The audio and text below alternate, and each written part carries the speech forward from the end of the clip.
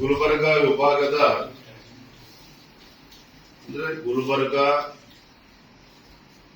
ಬೀದರ್ ಮತ್ತು ಯಾದಗಿರಿ ಜಿಲ್ಲೆಗಳ ಭಾರತೀಯ ಜನತಾ ಪಾರ್ಟಿಯ ಸಂಘಟನಾತ್ಮಕ ಸಭೆಯನ್ನು ನಾವು ಕರೆದಿದ್ದೇವೆ. ಈ ಮೂರು ಜಿಲ್ಲೆಗಳಲ್ಲಿ ಸಂಘಟನೆಯನ್ನ ಬಲಪಡಿಸತಕ್ಕಂಥ ನಿಟ್ಟಿನಲ್ಲಿ ಮುಂದೆ ಬರುವಂತಹ ಜಿಲ್ಲಾ ಪಂಚಾಯತ್, ತಾಲೂಕ್ ಪಂಚಾಯತ್ ಚುನಾವಣೆಗಳಿರ್ಬೋದು, ಮತ್ತೆ ಕೇಂದ್ರ ಸರ್ಕಾರದ ಯೋಜನೆಗಳನ್ನ ಮನೆ ಮನೆಗೆ ತಲುಪಿಸ್ತಕ್ಕಂಥ ನಿಟ್ಟಿನಲ್ಲಿ, ಮತ್ತೆ ಕಾಂಗ್ರೆಸ್ ಸರ್ಕಾರದ ಅಪಪ್ರಚಾರಗಳು ಕೇಂದ್ರ ಸರ್ಕಾರದ ಮೇಲೆ ನಿರಂತರವಾಗಿ ನಡೆಸಿಕೊಂಡು ಬಂದಿದ್ದಾರೆ. ಇವೆಲ್ಲ ವಿಚಾರವಾಗಿ ನಮ್ಮ ಪಕ್ಷದ ಹಿರಿಯ ಮುಖಂಡರ ಜೊತೆ, ಕಾರ್ಯಕರ್ತರ ಜೊತೆ ಸಮಾಲೋಚನೆ ಮಾಡ್ತೇವೆ.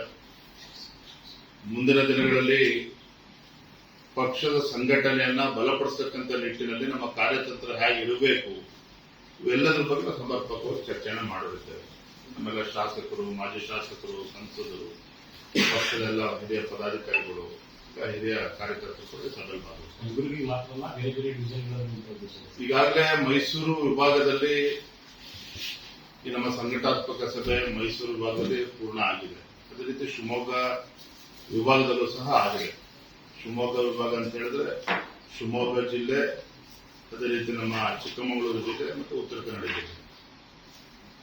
ಅದೇ ರೀತಿ ನಾಳೆ ದಿನ ನಮ್ಮ ಬಳ್ಳಾರಿ ವಿಭಾಗ, ಬಳ್ಳಾರಿ, ಕೊಪ್ಪಳ ಜಿಲ್ಲೆ, ಅದೇ ರೀತಿ ರಾಯಚೂರು ಜಿಲ್ಲೆ, ಈ ಮೂರು ಜಿಲ್ಲೆಗಳು ಒಳಗೊಂಡಂತೆ ಅಲ್ಲಿ ವಿಭಾಗದಲ್ಲಿ ಕೂಡ ನಾಳೆ ದಿನ ನಾವು ಬೆಳಗ್ಗಿಂದ ಸಂಜೆವರೆಗೂ ಸಹ ಈ ಕಾರ್ಯಕ್ರಮ ಸಂಘಟನಾತ್ಮಕ ಸಭೆ ನಡೆಸಿದ್ದೇವೆ.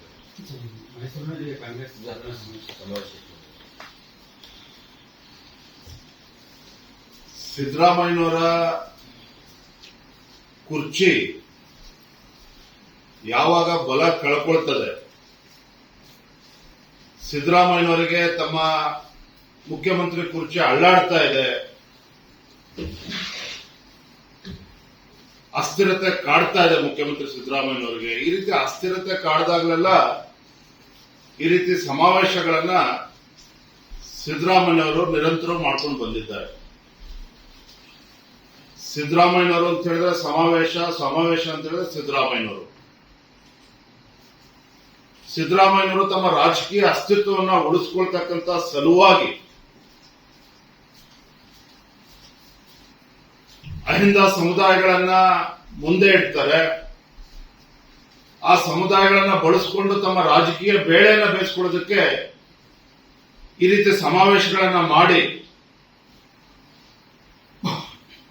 ಕಾಂಗ್ರೆಸ್ ಪಕ್ಷದ ಹೈಕಮಾಂಡ್ಗೆ ಬೆದರಿಕೆ ಕೊಡ್ತಕ್ಕಂಥ ಕುತಂತ್ರವನ್ನ ಈ ಸಮಾವೇಶಗಳ ಮೂಲಕ ಮಾಡ್ತಾ ಇದ್ದಾರೆ ವಿನಃ ರಾಜ್ಯದ ಮುಖ್ಯಮಂತ್ರಿಗಳು ಸಿದ್ದರಾಮಯ್ಯನವರು ಕಳೆದ ಎರಡೂವರೆ ವರ್ಷದಲ್ಲಿ ಸಾಧನೆ ಮಾಡಿರ್ತಕ್ಕಂಥದ್ದು ಶೂನ್ಯ. ಸಿದ್ದರಾಮಯ್ಯನವರು ಮುಖ್ಯಮಂತ್ರಿಗಳಾಗಿ ಇವತ್ತು ರಾಜ್ಯ ಸರ್ಕಾರ ಸಾಧನೆ ಮಾಡಿದ್ದು ನಿಜವೇ ಆಗಿದ್ದರೆ